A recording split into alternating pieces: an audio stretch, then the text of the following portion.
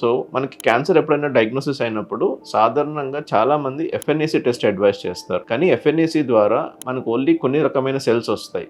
So దాంట్లో మనకు cancer ఉందా లేదా, లేకపోతే అది ఇన్వేజివ్ క్యాన్సరా, నాన్ ఇన్వేజివ్ క్యాన్సరా, ఎటువంటి క్యాన్సర్ అనేది మనం తెలుసుకోలేం. అదే మనకి కోర్ బయాప్సీ అయితే మనకి దాంట్లో డెఫినెట్గా ఒక క్యాన్సర్ ఒకటి బయాప్సీ టిష్యూ ఎక్కువ వస్తుంది. దాని ద్వారా మనకి ఏ రకమైన క్యాన్సర్ ఉంది దాంట్లో ఫర్దర్గా సబ్ కేటగరైజ్ చేస్తాం. ప్రతి పేషెంట్కి క్యాన్సర్ ట్రీట్మెంట్ రకరకాలుగా ఉంటుంది. వాళ్ళు ఒక బయాప్సీ రిపోర్ట్ బట్టి వాళ్ళు వచ్చిన ఫర్దర్ టెస్టింగ్ బట్టి డిసైడ్ చేస్తాం. అందుకే ఏదైనా క్యాన్సర్ ఉన్నప్పుడు డెఫినెట్గా ఎఫ్ఎన్ఏసి కంటే కోర్ బయాప్సీ ఇంపార్టెంట్. అట్లనే చాలామందికి చాలా డౌట్స్ ఉంటాయి, బయాప్సీ చేస్తే క్యాన్సర్ స్ప్రెడ్ అవుతుందని. సో బయాప్సీ చేస్తాం వల్ల క్యాన్సర్ స్ప్రెడ్ ఏం జరగదు.